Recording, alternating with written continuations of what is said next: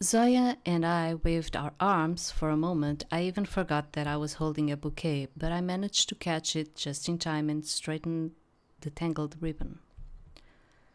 Eventually, the bus stopped. Port was written on the plate next to the windshield. It was the only sign in the island local language that I had learned to read, and that was only because there was an English translation underneath. The doors flew open with a loud noise. We carefully entered as though stepping into the lair of the beast. I am getting confused in here. Maybe it is me that I'm not getting the story in here. So they are secluded in a place, but people outside talk another language, and we are getting someone that it's outside but has the abilities to. Does that person also talks in another language? I'm confused in here, honestly. Despite our initial reservations, there was nothing remarkable about the bus except for the beautiful amulets hanging above the driver's head, so we quickly settled down. I wiped my fogged up glasses and pressed my face up against the window, full of curiosity. Questions about Noble can wait. Now it's time to enjoy the view. Okay. Let's see if I can actually understand the thing in here. Libertas Island lays far out at sea. Some say it looks like a giant whale flicking its long tail. Others argue the island closer resembles a crescent moon. Yeah, it's more like a crescent moon, right?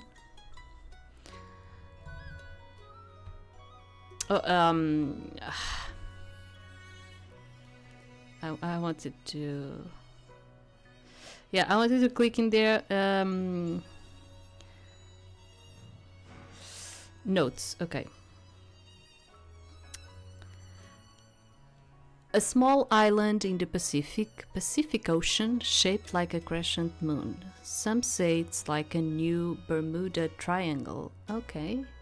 Shrouded in legends and popular with the tourists, it's hard to get to the island due to the harsh sea winds and dense fog surrounding it. Due to the shaky ground and all of the swamps, there is no railway or airport. A distinct feature of the island is the abandoned lighthouse that no one in the town talks about. Okay, so this is like a fictional fantasy-like island created in our own world, since it's located in the Pacific Ocean. Okay. Yeah, this is going to happen because I put the text to be really large. This is going to happen. And some even see it as an Ouroboros. Ouroboros. They say that if you include the abandoned lighthouse, it links the two halves of the island, closing the loop and explaining where all the misfortunes come from plague-stricken villages to burned temples. Sorry, I needed a bit more time to digest these phrases. I think one of our teachers once told us that the last comparison was made up by tourists inspired by local legend. Speaking of tourists, thanks to the island's peculiar shape and its many folk stories, Libertas has attracted quite a bit of attention. But that didn't mean it was easy to get there. Due to the many towns and temples, forests and swamps, shaky grounds and harsh climate, an airport was never built. The railway also bypassed the island, unlike the neighboring peninsulas. That's why everyone arrived by ferry, although even that wasn't common.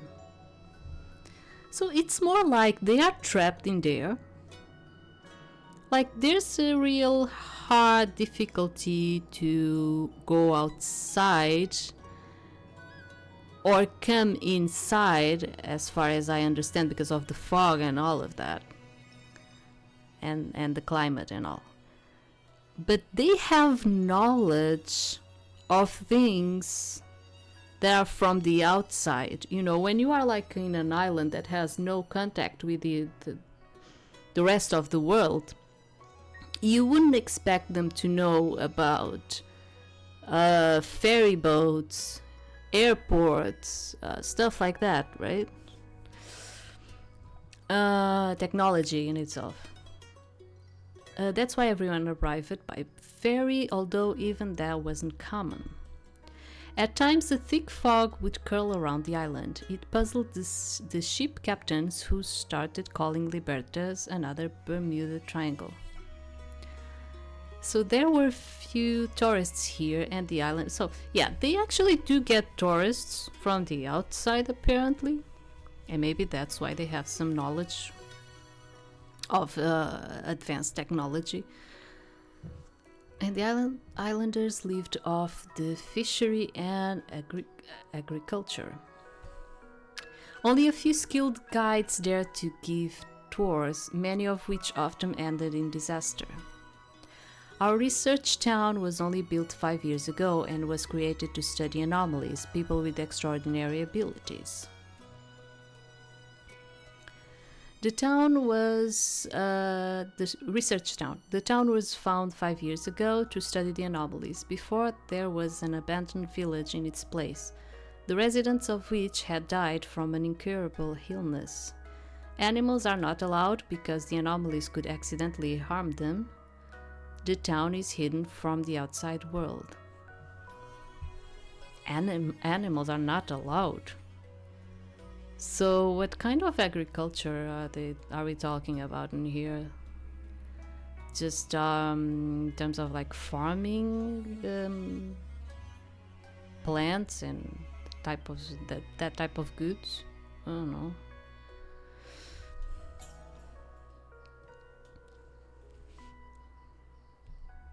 I heard there used to be an abandoned village in its place, but the residents had died many years ago due to some incurable illness.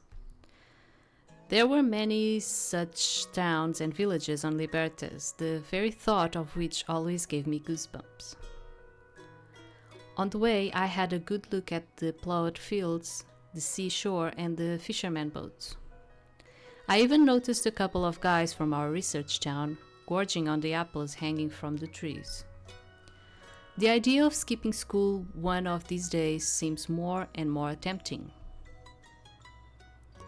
It was even colder on the pier. The wind seemed to have offensed at us leaving the town, trying its hardest to punish us with every gust. I shivered. It took great effort to refrain from wrapping my arms around myself. If Zoya sees that I'm cold one more time, she'll definitely start looking for ways to warm me up, and we'll miss everything. The ferry sailed majestically towards the shore. Everyone's attention turned to the boat, which was humming and puffing out plumes of smoke like an old man smoking a pipe. So the guy is coming on a boat, so he was in somewhere in another country in the world, is that? It's so confused. I'm sorry, but I am the type of person, I like to understand things since the beginning, and I'm just like, what is going on here, honestly? It finally docked. People slowly began to come out. I immediately started scanning the crowd for dark hair, a cap, and a plaid shirt. That's how Zoya had described her brother. Noble. Of course, Zoya found him first. After all, there is something magical about the bond between twins. I followed her gaze. Noble was standing by one of the ferry's railings. His smile was dazzling. He was clearly greeting only Zoya. A smile like that is reserved for only our nearest and dearest. Oh, does he have like a... what is the name of it? When you have like different type of colors in your eyes. Oh, I've forgotten the word. But for a moment, it felt like Noble was greeting me too. In the heat of the moment, I waved at him. Noble waved back and moved closer to the railing. If he came any closer, even another step, he would fall into the sea. He's going to fall! Splash! The crowd at the gangway just wouldn't end. Jeez, just let Noble get away from that damn railing already. Why is Zoya so calm? Can't she see that Noble could easily fall into the water? I wanted to turn towards her, but I was frozen in place. Noble was leaning lower and lower. I can't bear to watch. Maybe it's just her perception. Sometimes we have these, like, she probably is the cautious type, and maybe in her perception, she's kind of like seeing him falling. But maybe he's not even that close. The smell of fish and the sea wafted up my nose. People were bustling around. Seagulls were screeching. I couldn't hear any screams. He didn't fall. Is he all right? Gee, is everything okay? Zoya looked at me with concern. I smiled and glanced at the fairy. Noble was gone. Could he really have fallen? But then, why would Zoya be so calm? Oh my God, what's wrong with me? Surely he couldn't have... Hello, hello! A joyful and teasing voice broke my train of thought. I looked up. Thank God he's okay. How could I even think of something so absurd? Nice to meet you, Noble. Likewise, Princess. His warm, genuine smile made it feel as though the world had suddenly become much brighter. The cold was gone, replaced by the warmth of the sun.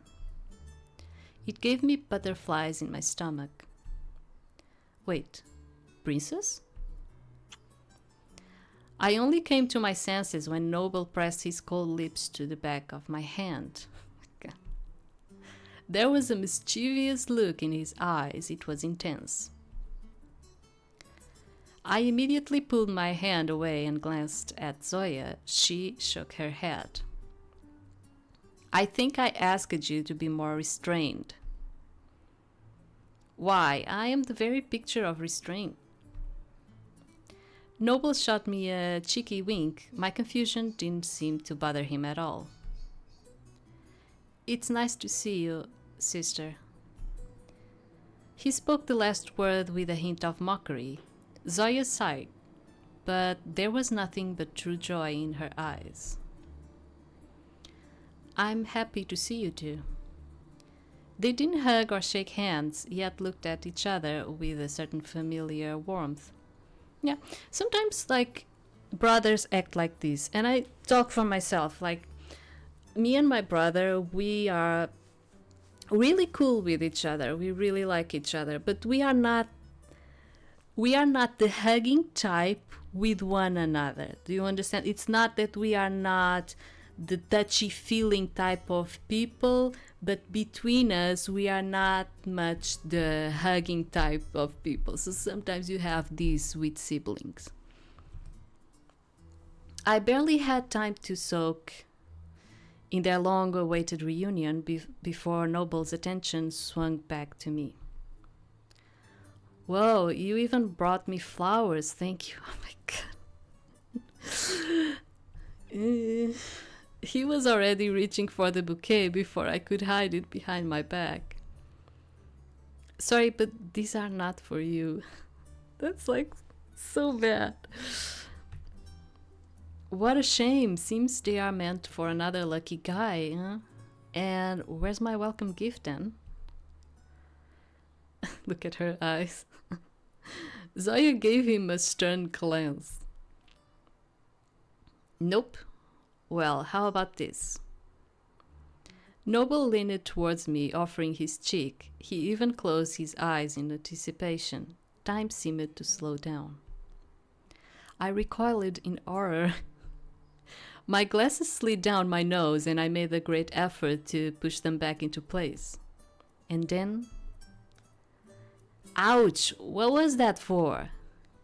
I stared at Zoya. She looked calm and composed, but her eyes were filled with righteous anger. Shall we leave you here? You'll find your way back, won't you? Noble raised his hands in surrender. Okay, I'm sorry for being persistent, Princess. This unusual nickname again, it sounds so strange. The name is G. I know, but Princess suits you better. Zoya rolled her eyes and I couldn't help but giggle. It was the first time I'd seen her so annoyed. She reminded me of a tiny, angry hedgehog. Nobles chuckled as well. Apparently our reactions weren't a great source of amusement for him. Were a great source of amusement for him.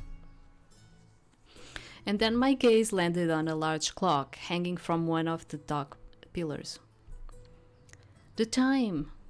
I quickly pulled out my slider phone from my pocket. My fears were confirmed. We were going to be late and we still need to swing by the library.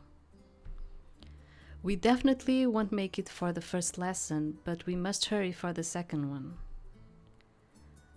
Off we go? Whoa, he quickly figured things out, observant guy. Yes, as soon as possible. Oh, this one is a bit different. The roads are better in here, at least. We were silent for most of the walk back to the bus stop. It wasn't far, but we had to climb a steep hill. Luckily, Noble had only brought a backpack with him. How did he manage to fit all his clothes in there? So there were no troubles on the way. I used to be the person that would pack a lot. Nowadays, I am like Noble. I only take what I feel like is really, really necessary. And honestly, I kind of came to understand that it is like that. Most of the time, you don't need to bring the amount of things that you are thinking you are going to need. And if you need them, you will probably find them on the way. When we got to the bus stop, we were soaking wet. Noble took off his cap and started fanning himself with it. Well, you've got some heels here. Yep, sorta. Oof. Zoya stayed silent, preferring to catch her breath rather than waste it on small talk. I should have followed her example, but the words slipped out. Noble had me hooked. And he clearly had no intention of letting me go. Princess, can I ask you something? Realizing I'll never out-stubborn someone so stubborn, I let out a heavy sigh, just like Zoya. It depends. What is your ability? Just straight to the point like that. He is straightforward for sure. Noble? Sooner or later I'll figure it out anyway during the medical checkup or just by seeing it by myself. What's there to hide? Besides, I've heard so much about how clever and beautiful G is. Obviously, I'll like to get to know her better. Noble said my name on purpose, definitely, trying to butter me up.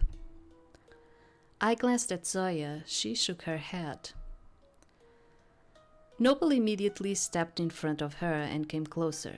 His multicolored green and brown eyes seemed to cast a spell on me, begging me to obey. Yeah, but this has a name, this kind of multicolored eye, but I don't remember. We won't let me go that easily. He won't let me go that easily. I run fast. You are able to run fast now that you are like harping? Okay. I shrugged, feeling awkward. My answer came out even more unimpressive than I imagined. I've met so many anomalies with cool abilities, acute hearing, super strength. Some can even alter their voice, like Zoya, for instance. Okay, so her anomaly is the voice, the altering of her voice. Okay. I'm talking about Zoya's, not G. My greatest feat is sprinting as fast as a flash when need be. Okay, and her is like running really fast. The rest of the time when running is a struggle. Endurance is my weakness. Well, at least maybe that would disappoint Noble enough for him not to pay me so much attention. Although that hope quickly faded, he was still looking at me like I was a treasure chest. How fast can you go? Almost at the speed of light, but I've only tried that in testing. In ordinary life, going as quick as a car is enough. Well, as fast as a car, but how many kilometers per hour? Kind of wonder. How do you tell what to avoid crashing into? Intuition. Do your shoes and clothes wear out quickly? They should. It depends on the speed. Usually it's just the sneakers that need replacing. What are the consequences? Shortness of breath? Rapid pulse? What do they forecast in case of wear and tear? Whoa. When did this turn into an interrogation? Zoya, help! As if hearing my pleas, my friend came forward.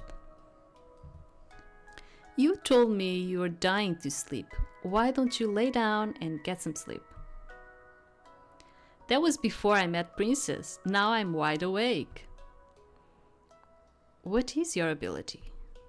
I blurted it out to regain control over the conversation. It was about time I did. Noble narrowed his eyes slightly.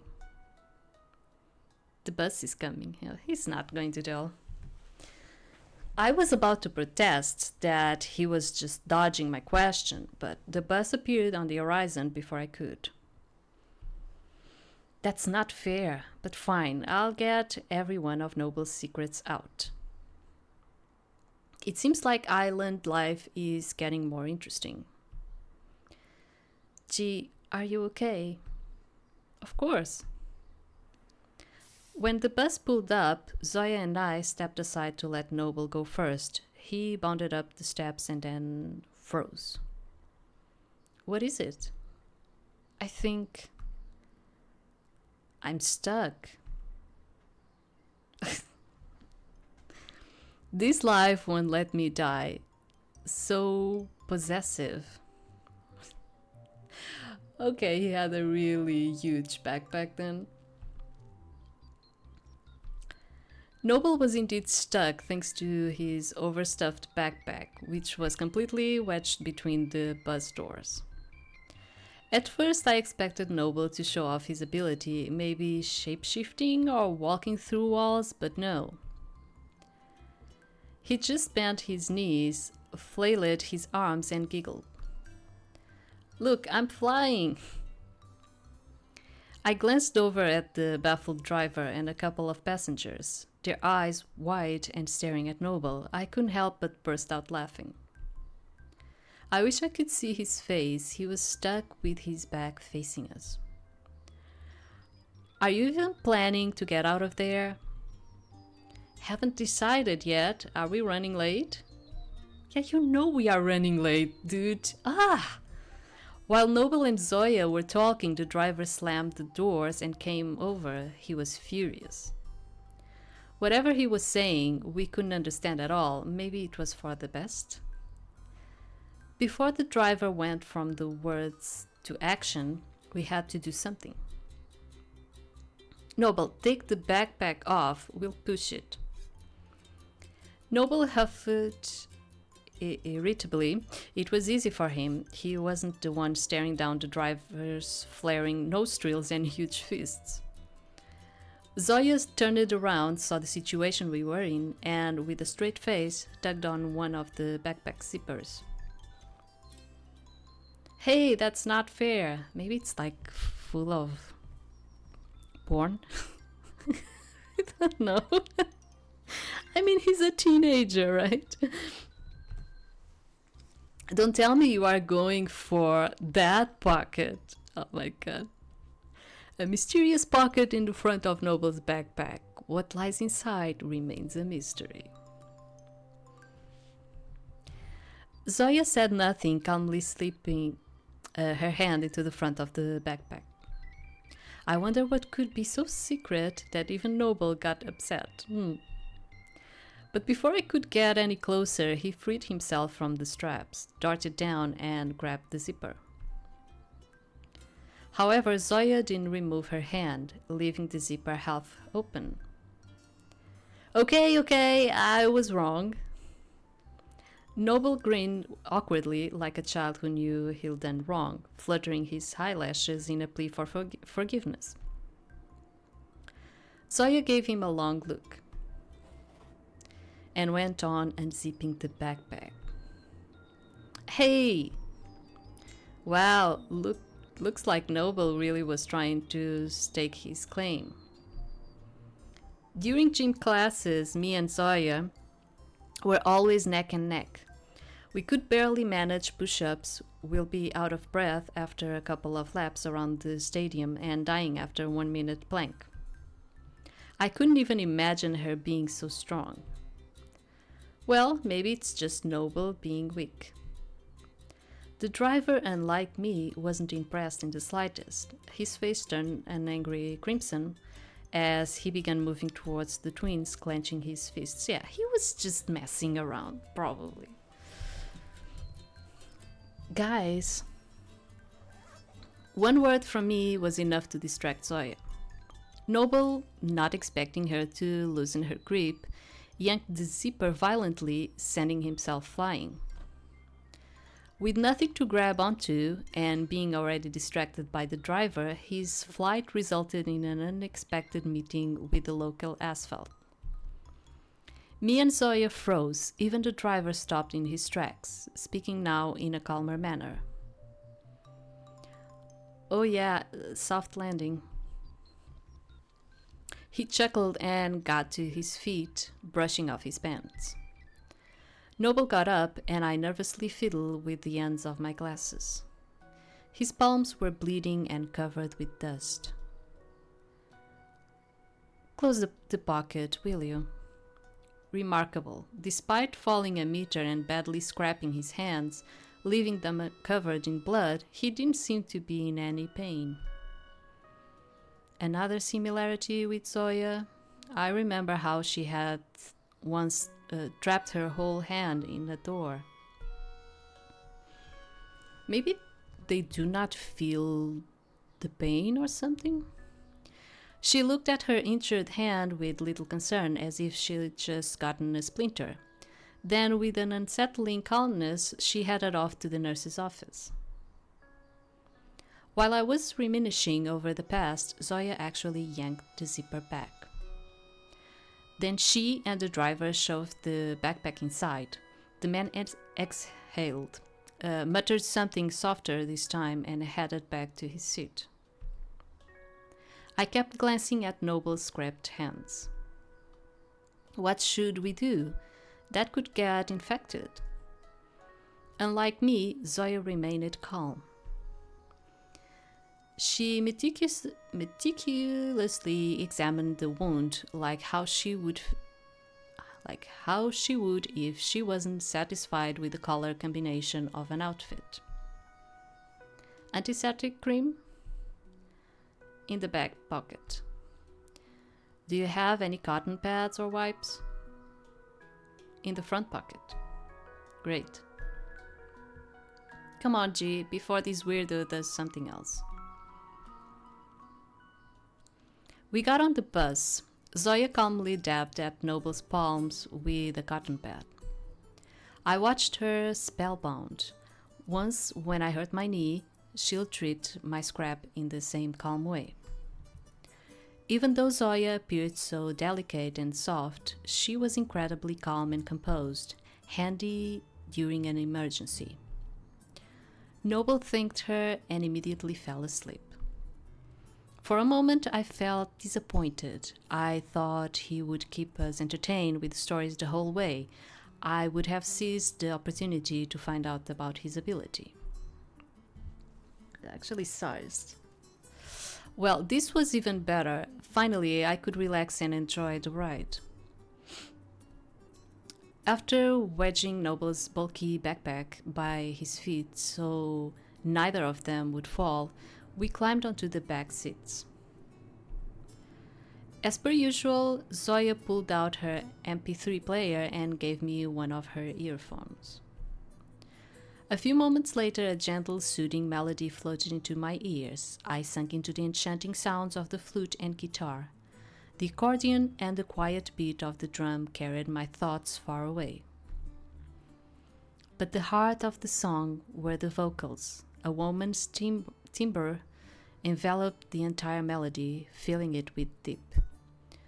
Like a siren luring the sailors in, it drew me in again and again. And then, as if echoing it, another voice joined in. At first, it sounded out of place and alien, as if it were trying to break the idyllic moment, but then, as Zoya hummed along, her voice seemed to blend with the woman's voice, seamlessly becoming one. It's so cool to have such a simple ability, the power to copy others' voices. All I can do is dash fast over short distances, but Zoya's singing, it flowed so effortlessly that it completely captivated me. Her throat does hurt sometimes if she sings for too long, but that's a small price to pay for such a gift. Besides, the pain quickly subsides. Zoya is such an amazing person. I'm so glad I managed to talk to her, share my lunch with her, and suggest partnering up together for our first lab project. Even though my heart belongs to Sensei, without Zoya, my life would be painted in completely different colors. What is it? She noticed me staring at her, awkward. I shook my head and closed my eyes, resting my head against her shoulder, a faint scent of chrysanthemum still lingering in the air. Thank you.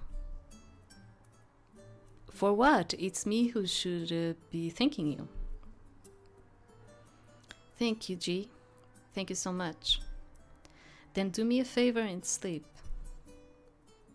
We'll miss the stop. I opened my eyes wide. We won't. I'll keep watch.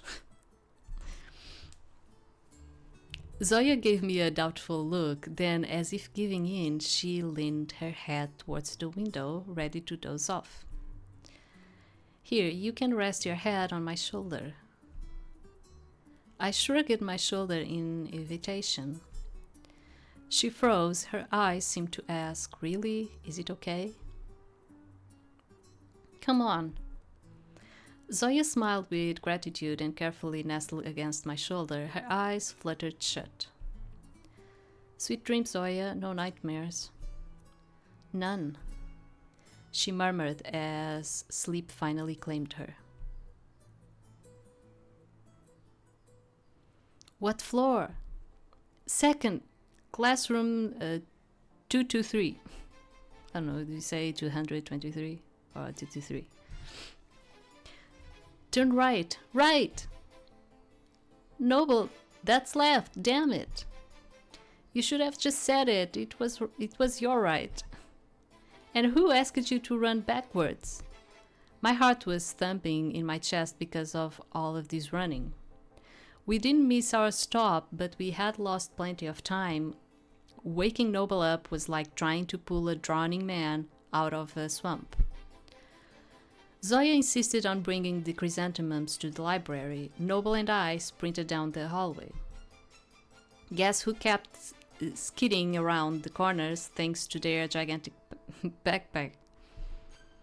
I'm still surprised the security guard even let him in with that thing. Maybe Noble really is charming. Or maybe it was just us sprinting like we were running from an avalanche. Here it is. Yep, straight ahead, slow down. That was easier said than done. The inertia flung Noble straight into the wall, bringing him to an abrupt stop. My phone buzzed. Mission completed. Zoya's coming back. Great, Operation Seduce Sensei begins. I blushed. How do you... Now I'm sure, thanks for your honesty, princess. Let's go to class. As we were about to enter, a tall girl blocked our way. Oh, the former vice representative. Arrogant and meticulous, she dreams of becoming a new class rep. She is also in love with Sensei. Her real name is Dalicia, but she stubbornly calls her by her former title. Sleek hair pulled back into a high ponytail. Her suit was immaculate. Strict gaze. She looked like a younger version of a meticulous teacher. Of all the classmates we could have run into, why did it have to be the former vice class rep? The girl scanned us from head to toe before sighing in disapproval. Skipping classes on the very first day and being late too? Your head's all over the place, Jiggins. And you are? I'm new here. As you can see, Lady Jiggins had a legit excuse for being absent. The former vice rep huffed. I don't recall her being related to you. And why would she greet you anyway? Isn't that the guide's job? I knew she would ask. Even I asked Zoya the same question. Noble tightened his grip on his backpack straps. I wished he would just drop the hefty bag on her head. However, Noble just smiled. It is, but it's always nice when you're welcomed by someone close, don't you think?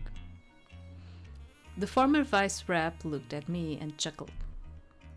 Very close, I see. Totally. He could keep his bickering going on forever. She must have realized there was no winning against Noble, so she rolled her eyes. Go in, then. Once the girl was out of sight, I shot Noble an accusatory look. Did I need to argue with her, princess? But then we probably wouldn't have made it to class, right? Noble gave me a warm smile and I snapped back out of it. You are right. I know. Noble giggled, opening the door. Ladies first. As we walked inside, I finally realized how I felt about this mischievous boy. Noble was like a refreshing breeze, the kind which can lift the tension in a room and make everyone feel lighter. I shook my head and played along with Noble, confidently striding past him. Judging by his approving chuckle, he liked that.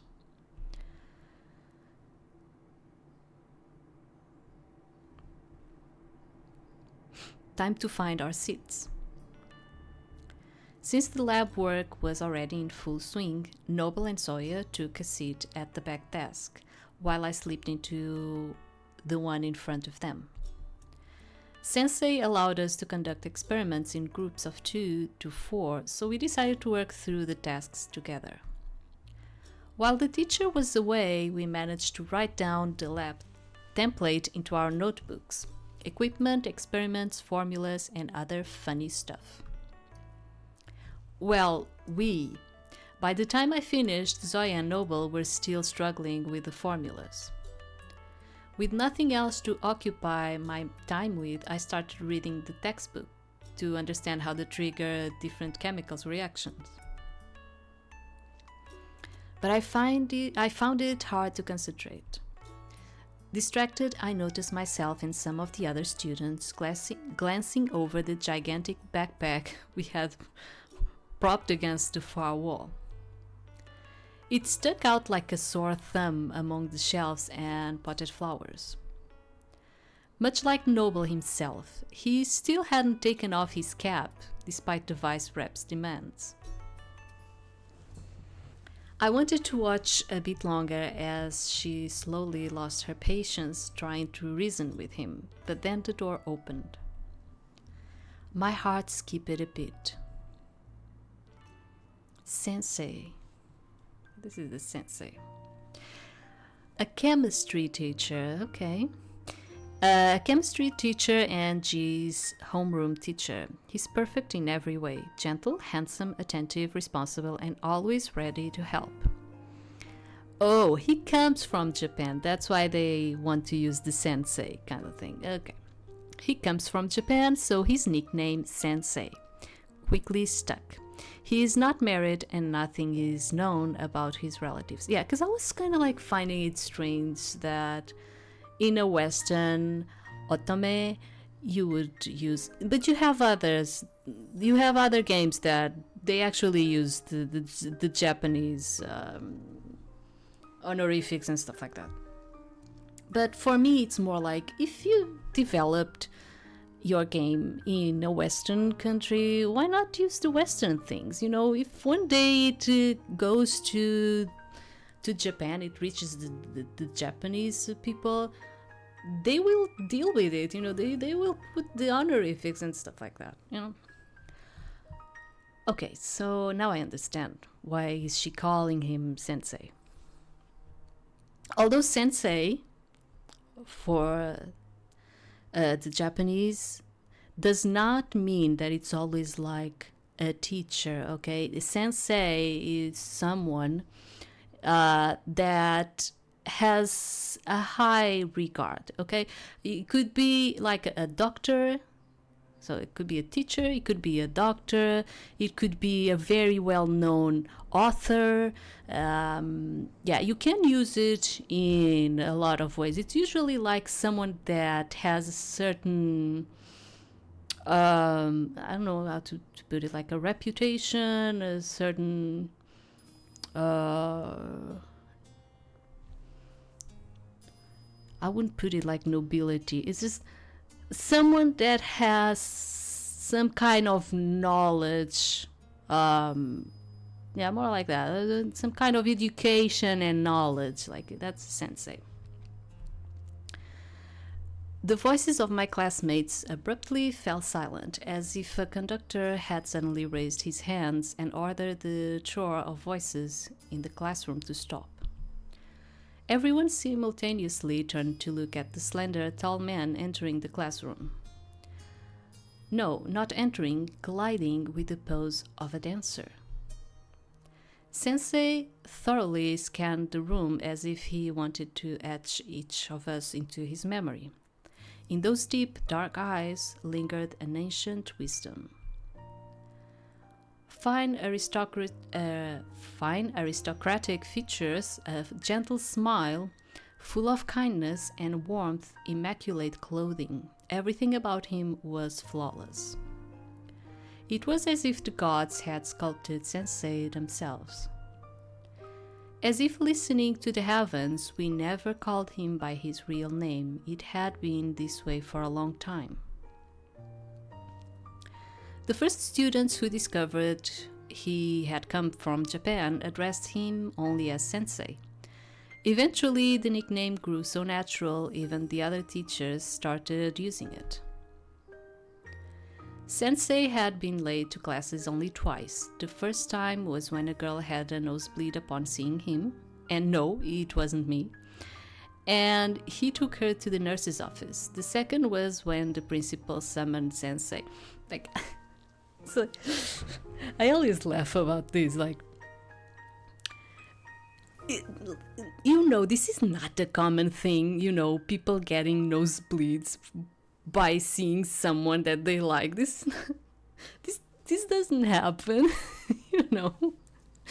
I mean, we get a nosebleed for other things, not actually just by seeing, I don't know, someone or a scene that really touches us. Getting a nosebleed because, oh, I saw him and he's so beautiful. And so okay, that's such a manga trope, but okay. What's the reason this time? Sorry for being late. As soon as he spoke, my mind went completely blank. His voice was like a majestic ocean, a deep thunder, a soft velvet. It was enveloping, captivating, enchanting, and consuming. How I longed to melt into those sweet dreams and never rise again. Noble, I see you made it here safely. Hello, Sensei. Noble's voice pierced through the soft haze. I blinked hard, trying to drag myself from the foggy daydream back into reality. So you decided to come straight to class. That's commendable. Sensei was still breathtakingly handsome, but now I needed to concentrate on the lesson. To fully come to my senses, I cleaned my glasses and put them back on. Sensei called Noble to the board to introduce himself to the class. Well, I could spend the whole lesson talking about myself, but my time's valuable, and I'm not sure the school could afford it. A ripple of laughter ran through the class. Even Sensei smiled. I'll be frank, name is Noble. My strongest trait is sleeping with my eyes open. As for my weakness, there are too many to count, so best not worry about them. Oh my god, I think it's like I know people that can sleep with their eyes open, and it's so awkward. It's so awkward. It's not their fault, of course. It's not their fault, but it's so awkward, and I leave it with someone that was able to do so. It was my grandfather.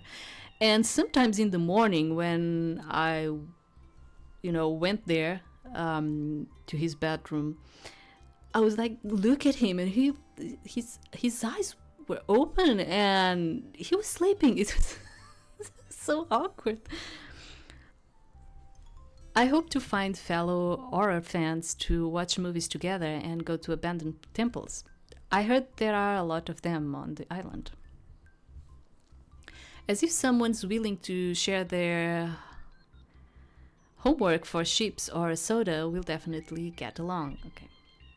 And yes, and does anyone have a phone charger? I'll owe you one. Thank you, Noble.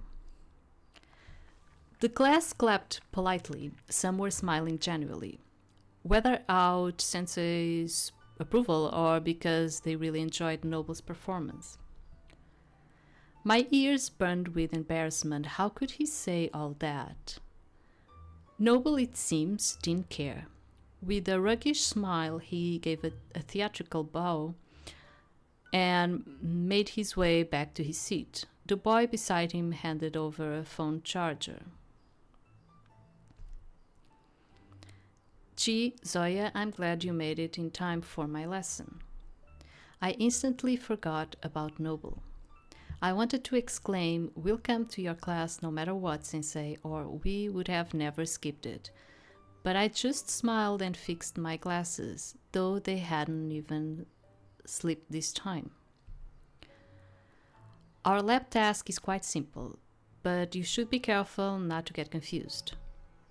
Since you have only one lesson, it'll be enough to conduct an experiment called Golden Shower. A soft chuckle could be heard from behind. Patience, I need to be patient.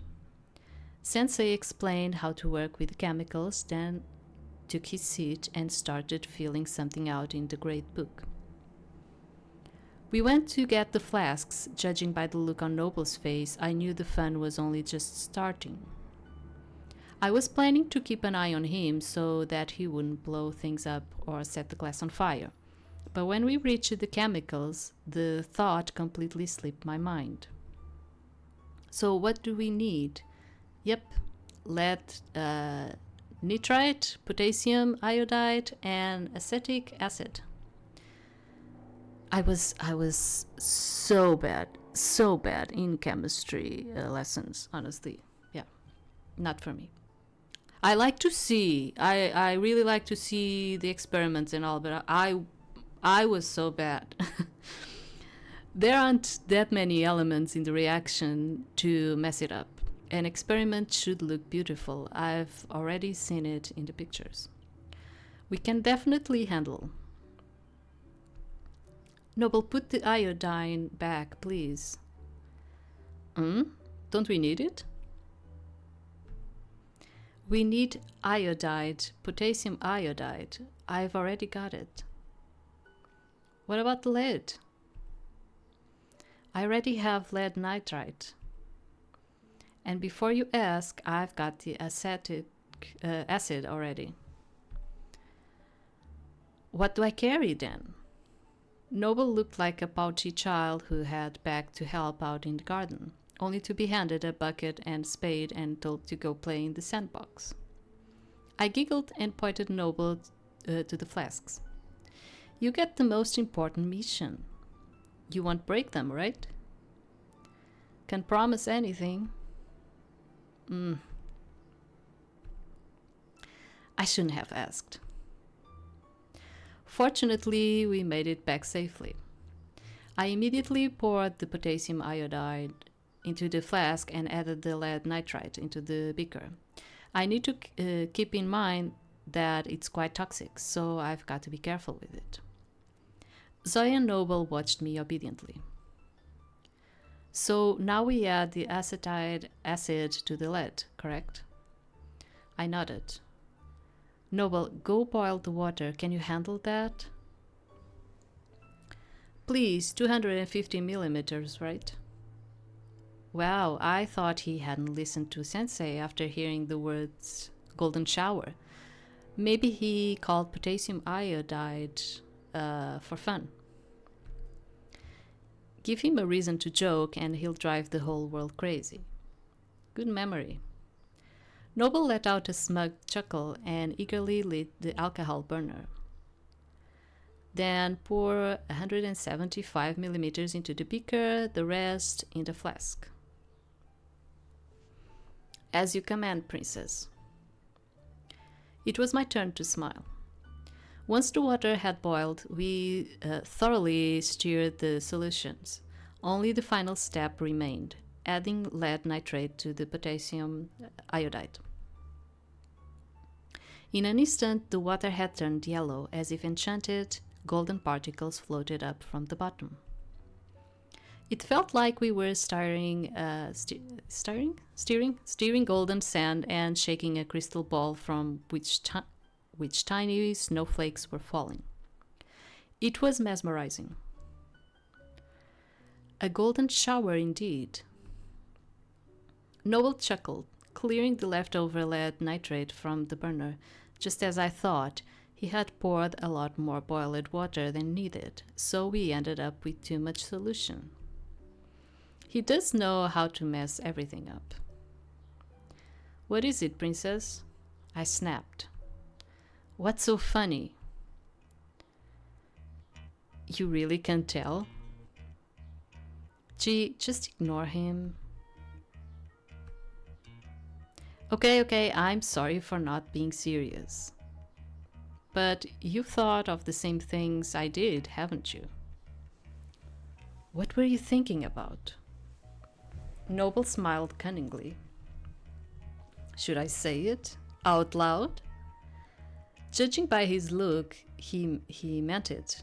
No, arguing with him is pointless. Yeah, I think The thing is, like, she wants to impress the teacher. You know, she wants to have everything very well done because she wants to impress the teacher. And Noble is the kind of guy that wants to mess things up, you know. Okay, never mind.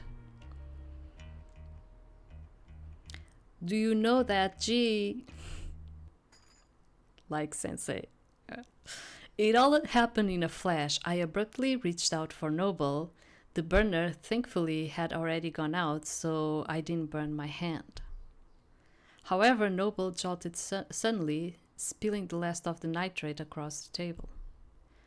Zoya and Noble managed to jump back, but I wasn't fast enough. Drops splattered onto my hand. Gee! My heart thrashed in my chest. I stared in terror as my skin began to hiss. Suddenly, an arm wrapped softly around my shoulder. Its warmth and tenderness nearly brought me to tears.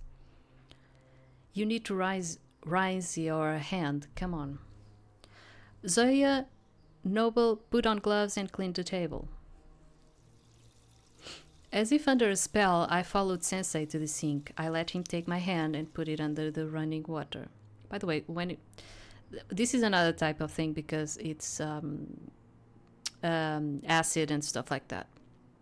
But when you have a burn, better than running through water is to actually pour an egg on it. If you don't know it, yeah, you pour an egg on it, and the burn just goes away. You probably won't get a scar. His skin was even more delicate than I'll imagine. It's so nice. I clung to that thought and slowly came to my senses. If it weren't Sensei's lesson, nothing like this would have ever happened. I let my nerves get the better of me and I paid the price for it. So what if Noble likes to joke around? Why react like that? I dragged him and Zoya into this as well. They could have been hurt too. Yes, I need to grow up. How else could I ever become anything like Sensei? Yeah, she was irritated because, as I said, she wanted to look good in the eyes of the Sensei, you know. Oh, I did everything okay. I'm the one that can do like the experiment very well, and she wanted to be looked at. But things didn't end up like that because of Noble. Adults are reserved, but they consider their decisions carefully and would pay little attention to someone's empty talk. And me? What did I? My eyes stung with tears. I'm sorry, Sensei. It's alright, G. Everything's fine. What matters is that you are okay. But maybe you should stop by the nurse's office, just in case. No, just a tiny bit splashed on me and it doesn't hurt anymore. That was the plain truth. To Sensei, I simply couldn't lie. I could downplay the scale of it, maybe. Zoya and Noble came to the sink to rinse out the rags. Gee, are you okay? It's all right, don't worry. Zoya sighed with relief and looked at Sensei gratefully. Noble, for the first time, looked serious, gloomy even, as if he just lived through a catastrophe. Sorry. Forget it, it was my fault. Here is the long-awaited truce. Now try another experiment, but this time without the quarreling. Deal? Sensei seemed to have cast a spell upon us, because this time all three of us answered in unison. Deal. The rest of the lesson passed without trouble. We wrapped up the work quickly. By the time class ended, we had drifted into our own distractions. Noble was playing Snake while Zoya folded paper into a flower. I double-checked the lab work before glancing over to admire Sensei again. He kept on reading something in our grade book. His pen fluttered gracefully across the pages, while his keen eyes paused here and there, as though detecting something noteworthy again.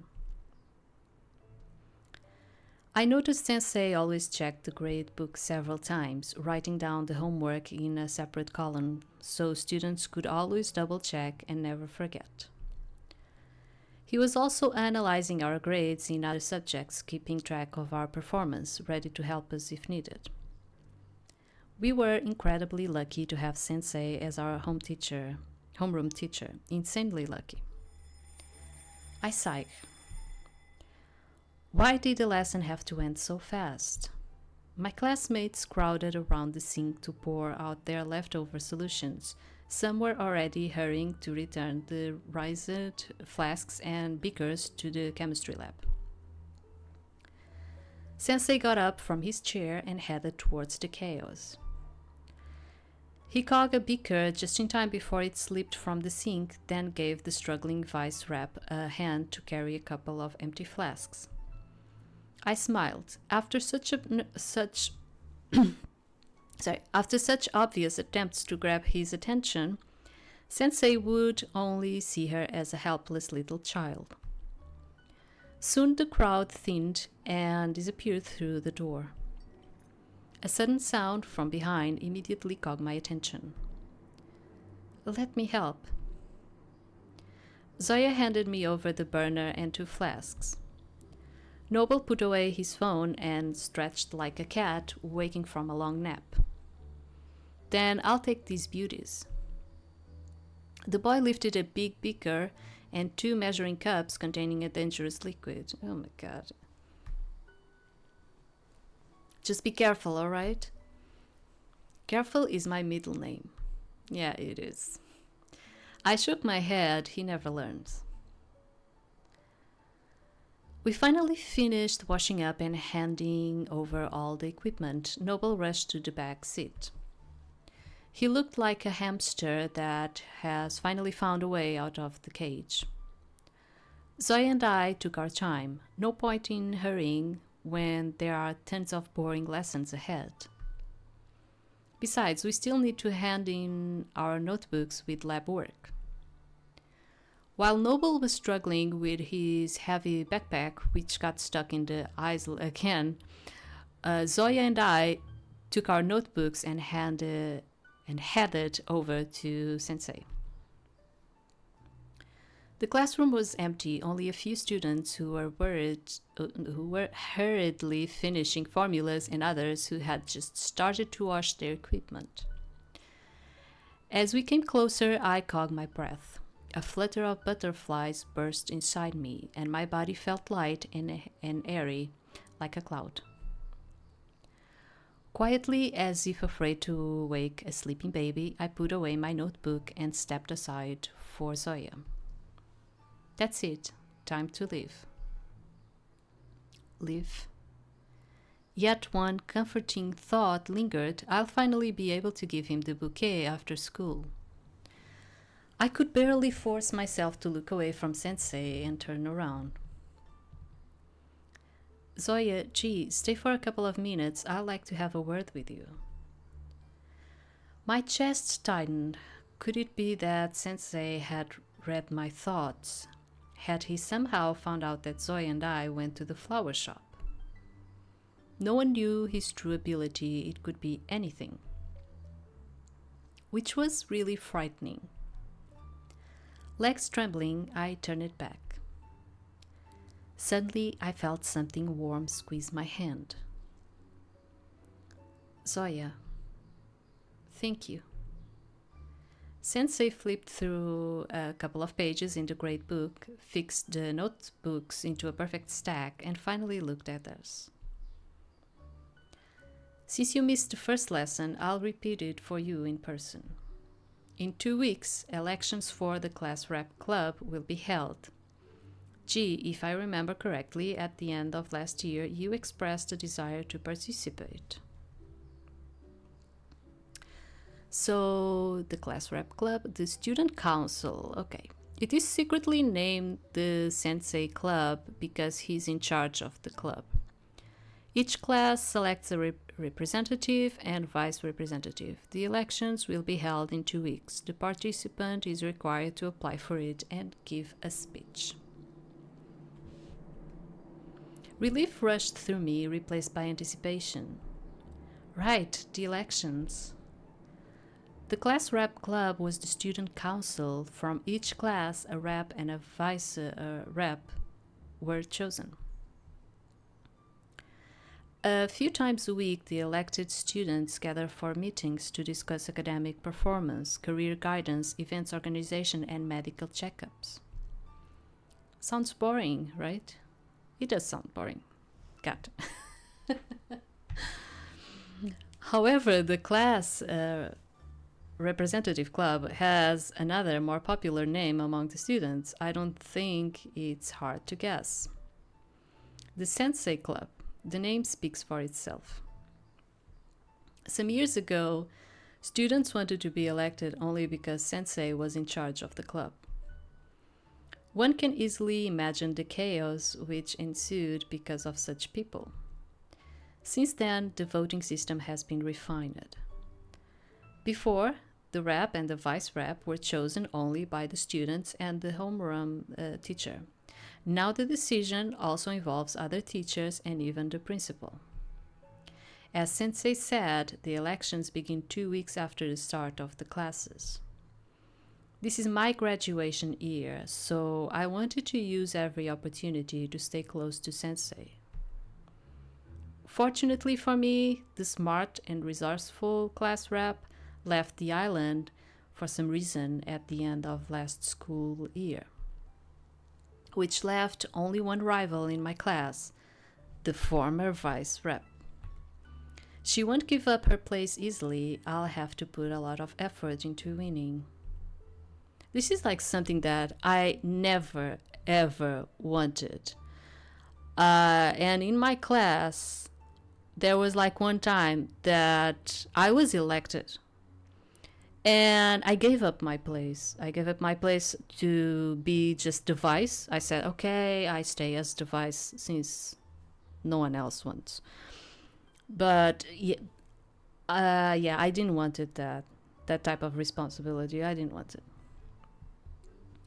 But some people want that, and it's normal that the both of them want that because they want they want his attention. I mean. Yes, I really wanted to participate. Thank you for reminding me, Sensei. Zoya, you requested extra English assignments. Here they are. Thank you very much. Wow, she really has decided to take her studies seriously. At the end of last year, when Zoya told me she wanted to enter a prestigious design university, I didn't believe her. She was never passionate about studying. She was more into paper crafts and sewing. But now I couldn't help but admire the perseverance with which she pursued her dream. Humanities had always been harder for her. I shot Zoya a glance. When I told her I wanted to run for class rep, I couldn't bring myself to ask her for help. It was mainly because Zoya was already a part of the sewing club and the class rep club members weren't allowed to be in 2 clubs at once. Fair enough. Burnout, especially for anomalies, is quite dangerous. To win, I need to find someone to be a vice representative, even though they might not become one.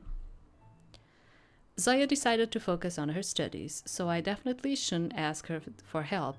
How do I find a candidate? I'll think about it later. For now, I just need to keep my spirits up. Well, I won't keep you any longer. Have a good day. Sensei smile didn't fade, even when a loud crash echoed from the back of the classroom. Noble, looks like your friend needs a little help. Sensei looked calmly at Noble, who was sprawled on the floor, crushed by the immense weight of his backpack. I almost burst out laughing. Yeah, I play a lot of Japanese games, and I kind of feel there is nothing wrong with the Western type of games, but I got so used to the Japanese ones that they have a lot more expressions for situations like this, where they say or you have like those interjections where you can like hear the someone falling, or sometimes you don't have the sound, but you have the onomatopoeia. I don't know if it's like that they're saying in English. That gives context to what happened. And in here it was just like, oh, we heard the sound, and then suddenly we just said a name and description again. It's like, where is like that part where it actually happened? I'm kind of like feeling that, but there's nothing wrong with it. It's just that I'm so used to it that by now it feels awkward. We'll definitely help him, Sensei. Zoya was already rushing to her brother. Her face was stern, as if she was a strict parent about to scold their naughty child for breaking an expensive vase.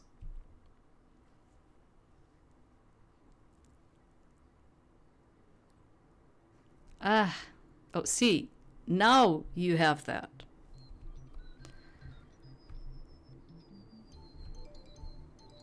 Ugh. Ugh. So much pain. So, young man, will it be chicken with rice or fish? Can I get half and half? And coconut milk, please. Zoya, will you really buy all of this for him? I took the money out of his backpack. Noble, as usual, hadn't even bothered to close the zipper on the front pocket where he kept it. Happy Noble, absorbed in studying the menu, had no idea that nobody was going to apologize for the bump swelling on the back of his head. After we paid for our meals and stepped aside from the counter, Noble suddenly gasped. I thought he was about to complain about the pain again. He'd gotten the bump by hitting his head on a chair leg, by the way, but his suggestion exceeded all of my expectations. Maybe we should eat somewhere else. What's wrong with the cafeteria? It's hot in here. Maybe you should just take off your vest. But it's so dear to me, I feel naked without it. Yeah, he doesn't take out his vest, he doesn't take out his cap. Kind of strange. But don't you want something new to break the daily routine, to go looking for adventure? Was he always like this? At least he's calmer now. As a kid, the only thing he didn't do was dive into a volcano. Hey, I can't hear you. Stop whispering. Oh, come on, it's just a suggestion. I'm not dragging you there. We won't have lunch in a volcano, I promise. His expression suddenly changed. What is it? Oh. My eyes flickered over to the former vice rep, who was still glaring at us from across the cafeteria. I see.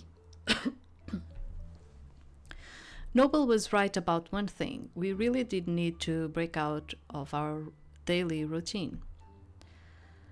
Zoya followed my gaze and nodded in understanding. Do you mind eating somewhere else? If you're happy to, then so am I. That's the spirit. Where are we going? I recall 2 places where we could have lunch peacefully. Yeah, by now we only had like 2 choices, right? Kind of strange. Well, I like when I have few choices. Because, man, sometimes I get games that it's like 15 to 20 choices in just one chapter, and I'm like dying. I'm dying, honestly. So, okay, go up to the rooftop, go outside to the schoolyard. I mean, in here, you are not allowed to go to any rooftop in any school. That doesn't happen. You just cannot do it. So for me, like every time I find like, oh, they go to the rooftop, and especially when you hear so much about like suicides and stuff like that, it's kind of weird that they keep opening the rooftop for the students even nowadays. Let's go to the schoolyard. Right away, I remembered the beautiful sakura tree casting shadows with its baby pink petals. The gentle breeze, the scent of wildflowers and grass always lifted my spirits. Kind of funny that they have like these really weird climate and they are able to have sakura trees in there. Yes, having lunch outside was a great idea. Wanna go hang out in the yard? Hell yeah! Let's go. Zoya smiled dreamily, maybe recalling how I had once treated her to lunch under the sakura. As we neared the tree, I couldn't tear my eyes away from it. The tall, slender sakura spread its blossoming branches as if inviting us to come closer. A playful breeze blew the waning petals to the ground. Whoa, and we were sitting in class instead of sleeping here? Noble plopped himself down, turning his face up towards the baby pink leaves falling from the tree. This time even Zoya smiled, as if agreeing with his words. We'll know where to look for you now. Zoya and I sat down beside him. We opened our lunchboxes ready to eat. But we couldn't really enjoy the picnic vibe. Why is no one here? How could I ever think Noble would have such a calm lunch? What an unbreakable spirit. Looks like he's not dropping it, so it's better to tell him quickly and finally eat. Everyone's used to it now. The sakura lost its charm. Heathens. You'll forget about it too soon enough. Wrong. Bet I'll come here every... Sadly, Noble didn't get the chance to finish his sentence. What the... Who the hell is that? A hoarse, sleepy voice came from nearby, but its owner was nowhere to be seen, like they were hiding on purpose, not wanting to be disturbed or discovered. Looks like we won't be eating today after all. Maybe we should go? Why's that? Zoya nodded towards the sakura.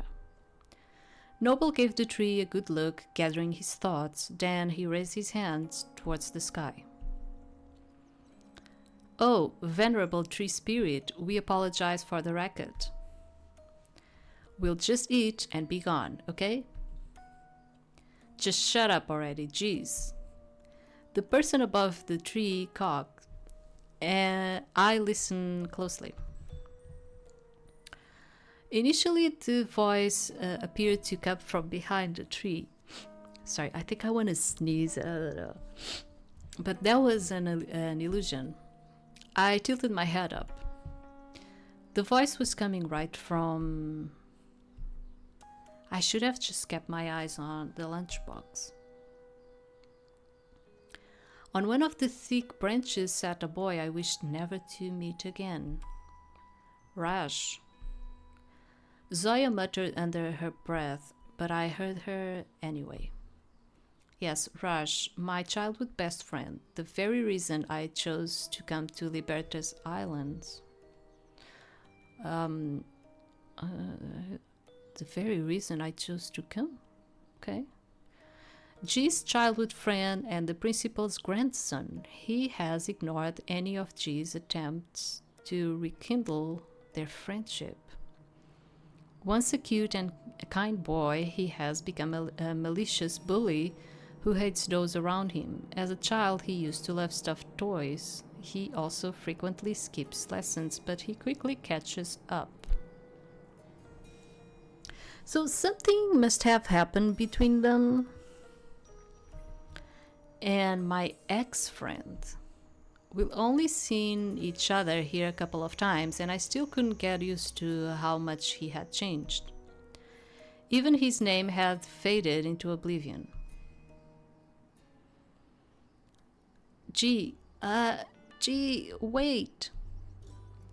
A little boy tripped over his untied lace, immediately falling to the ground. That hurts. Gee. I whipped my head around so fast, my pigtails smacked me in the face. So, what do you want? Gee. The boy stretched out his hand to me like a baby longing for his mother's embrace. I sighed heavily. I told you not to go out alone. Why didn't you wait for me? Why were you messing with those bullies again, huh? They were calling you names, huh? I don't want them saying mean things about you. Raji covered his face with his hand and burst into tears. My cheeks flushed with embarrassment. Oh, so that's it. I thought he just wanted to prove them that he's not a baby or a wimp. No matter what the bullies called Raji, he never fought back. I did. But today was different. He hadn't waited for me to back him up. He jumped straight into a fight, coming back covered in bruises with a missing tooth. Luckily, I heard the shouting and rushed to help. I don't even want to think what would have happened if all of this hadn't taken place near my house. So I'm kind of like confused in here. She was supposed to be like a badass when she was young, okay? I crouched next to him. Raji calmed down, sniffling a little, but he didn't move his hand away. Raji, the boy sobbed. I'm scared. I'm sorry. I'm sorry, G. I'm terrible, aren't I? Why would you say that? I always bring you trouble, even when I try to defend you. I carefully touched his hand. He flinched as if he'd been hit. It's okay, Raji.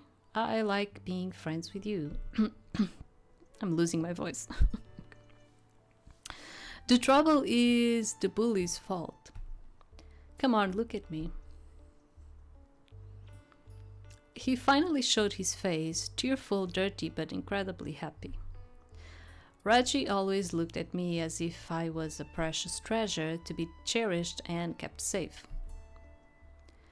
Today, though, Raj glared at me like he wanted to burn me alive.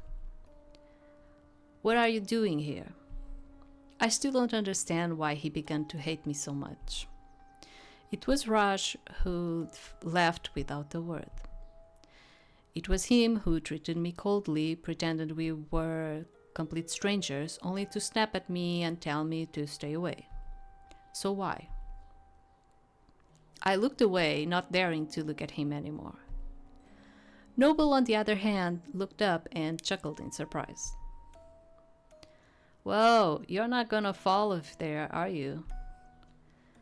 There even seemed to be a hint of hope in his voice. He really does live for the thrills. Raj shot Noble a hateful glare. If I fall, you'll be the only one who suffers. As if to prove his words, Raj jumped off, skillfully launching himself right towards Noble. He barely dodged the attack. What the? Good reflexes. Raj landed smoothly, sliding his hand into his pocket. He used to hide candy there to give me later. I struggled to suppress the memories. By the way, haven't you ever fallen from a tree as a kid? I did a lot of things as a kid. Raj only glimpsed at me, but even that was enough to make my insides twist into a tight knot. Guess I'm not hungry anymore. Maybe we should eat somewhere else? Zoya tried to lighten the mood and slurped her coconut milk loudly. Raj looked at her as if he'd just stepped on a cockroach. You are all so noisy. Noisy? We're not shouting. Raj snorted, abruptly turning around before Noble had finished talking. He strolled off down one of the garden paths. It seemed even the petals beneath his feet withered from the poison seeping out from every cell in his body. Noble brushed it off and rolled his eyes. Man, what a jerk. Who is he, anyway? The principal's grandson. I looked at Zoya with gratitude. She smiled understandably. Nepotism, huh? I bet that Raj Hole skips class, smokes harsh, filterless cigarettes, and smashes windows at night. Raj Hole? Did you really just said that? Noble lifted his chin proudly. A smug look was plastered across his face, as if to say, look how smart I am. Come on, praise me. I forced myself to keep a straight face. Zoya, even more so. She seemed so used to Noble's jokes that nothing could surprise or amuse her anymore. Traitors. It is what it is. You're one to complain. Noble puffed out his cheeks, but quickly snapped back to his cheerful self. So what's the deal with this Raj Hole? Looks like he's still hoping to make an impression. I don't know about smoking and breaking windows, but he does skip lessons. But they say he catches on fast and passes all tests. I guess he has tutors then. He doesn't look like a genius, more like a child who can't grow up. Zoya and I remained silent. Sure, Noble was right about Raj, but Raj wasn't the only one. Once upon a time, Raj was the only person in the entire world who understood me, listened to me, and wanted to protect me. Why do people change so suddenly? I kept chewing some pieces of jackfruit, but I tasted nothing at all. Suddenly something poked my hand. Do you like coconut milk? Just as I reached for the milk, Noble was handing me. Zoya slid closer and casually opened some chocolate. You want some? Hey, that was supposed to be for me to share with Princess. So? You're not allowed. The assistant spot is reserved and there's only one. Noble threw up his hand and bent down to Zoya, but I could still hear perfectly well what he said. I had such a chance to win her trust, and you ruined it.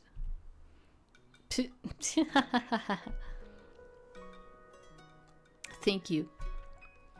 I really was grateful. Noble smiled and pulled faces, while Zoya rolled her eyes. When he impersonated the angry bus driver straining, whether from rage or incontinence, I burst out laughing. Noble, you are nuts. I almost snorted milk out my nose. Zoya quickly handed me a napkin and I started wiping myself off.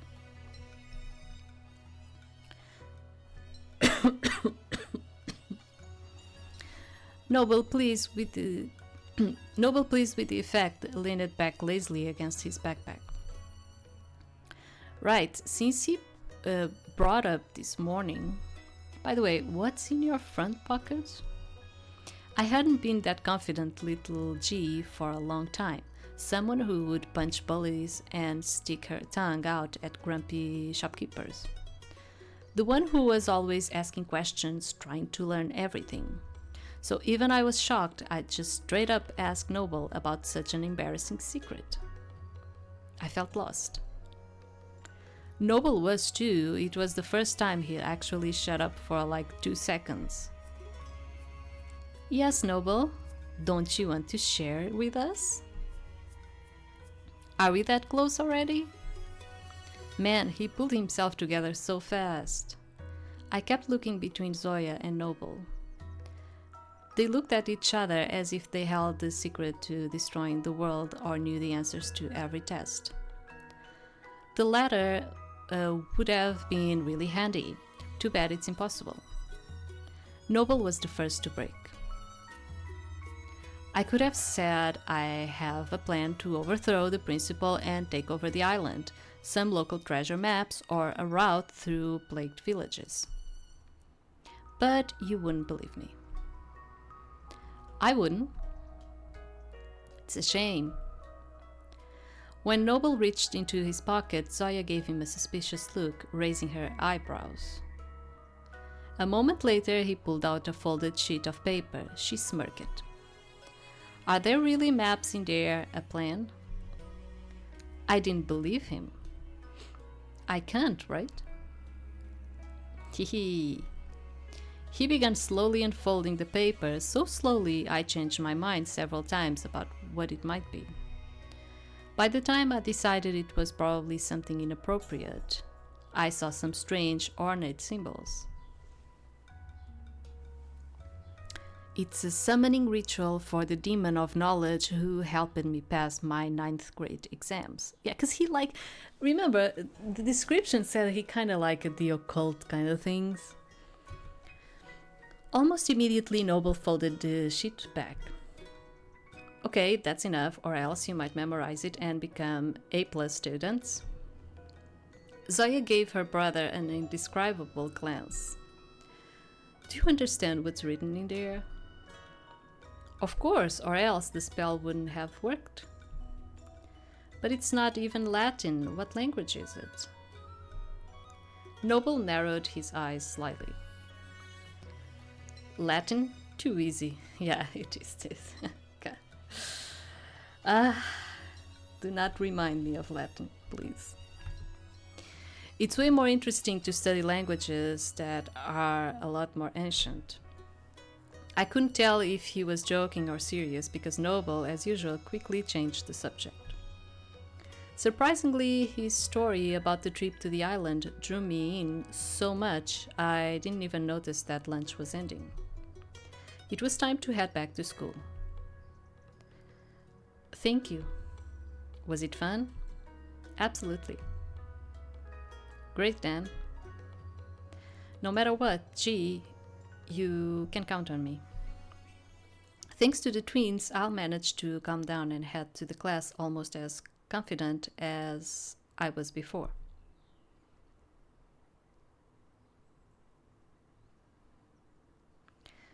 During the rest of the school day, Noble managed to chat with half the class, borrow Zoya's phone to play Snake, and even learn about the school's swimming club.